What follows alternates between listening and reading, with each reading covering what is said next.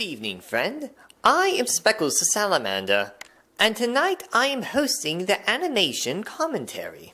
Please pardon this constant still shot of me waving at the screen, but the fact of the matter is, the creator of this show does not know how to animate, though I will say he does a pretty spiffy job at drawing his creations.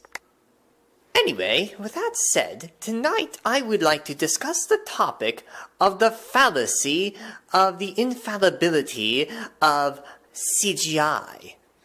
More specifically, the belief that people seem to think that CGI can do no wrong. I am here tonight to tell you that in fact, CGI is just as guilty, if not more so, I might add, more guilty of making stupid movies than hand animation. The fact of the matter is, hand animation, the downfall of hand animation on the big screen, well, it all resulted because of bad stories, as the previous host explained just last week. Now, the fact of the matter is, because of the bad stories, hand animation was totally thrown away from the big screen. And it was very quickly replaced with CGI at the Disney studios. It was all of a sudden like as if CGI could do no wrong. Well, I am here to submit to you that there are quite a few CGI movies that have done the great error of making terrible stories. But does anyone jump on the train of demanding that these CGI films be replaced with some other medium? No, absolutely not. So, without further ado, here we go. First of all, let's take a good look at the movie known as Open Season.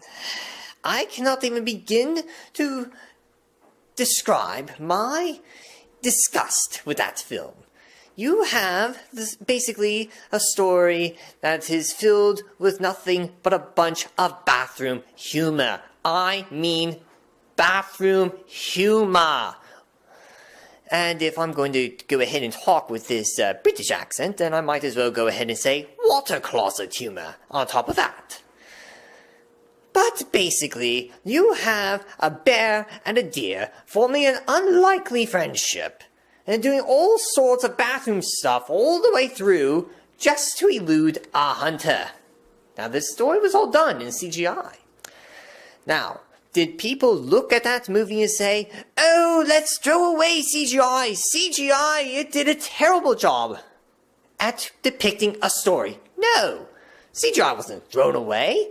CGI was clung on to, as if it made the story all better. Never mind that it was a horrible story. CGI made it all better.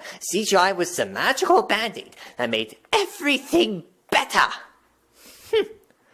Well, I certainly wish people thought that way about hand animation, but oh well. I mean, after all, people jumped on the bandwagon to throw away hand animation when every time a bad movie with hand animation, high quality hand animation came out. But I digress. Movie number 2. And this one's quite a doozy. Up. None other than the movie Up. Now, like the creator of this show expressed before, he loves Pixar movies. But Pixar is certainly not without its flaws. Just take a look at that movie, Up. A fantastical movie with a boy who simply has no respect for his elders, but I get it. The boy was an orphan, and so I do sympathize with the orphan boy named Russ, or something like that, Russell. Don't quite remember off the top of my head at the moment, but the boy had this very, how shall I put it, disrespectful disposition towards the poor old man who just simply wanted to go to South America and enjoy the rest of his days in peace and quiet.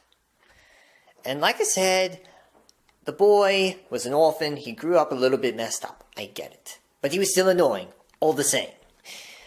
But the number one sin that movie committed was the lack of motive for that dumb mutt, that dog. Yes, you know which one. Oh, I love my master. Yes, that blonde-furred dog who then turned around and betrayed his master with no motive whatsoever. Just helped helped the old man and the boy betray the old explorer and rescue the bird without any motive. Like, you know, dogs are not supposed to bite the hands that feed them. That's what I've been told anyway. But what do I know? I'm just a salamander.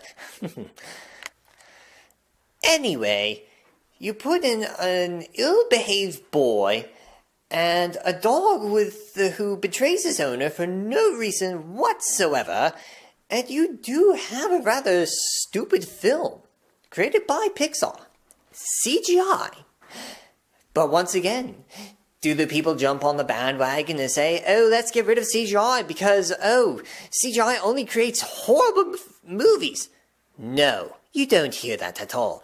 Oh, and I would like to talk about my favorite movie to talk about tonight. The number one stupidest CGI movie ever created was none other than The Bee Movie. Yes, that movie. That one movie where, first of all, they didn't even get the bees right. I mean, there's only supposed to be a very small minority of males in a hive, but aside from that, you have a bee falling in love with a human.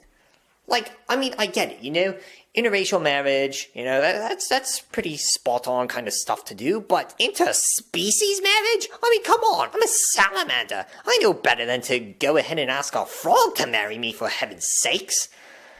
It was just a dumb, stupid movie with bees falling in love with humans and making complaints about the honey industry. And come on, salamanders love honey too. Anyway, it all added up to being yet another stupid movie. And yet nobody jumps on the bandwagon to say, oh, CGI did a horrible job, let's do it, let's do away with it and find some other animation, whatever that might be. No one does that.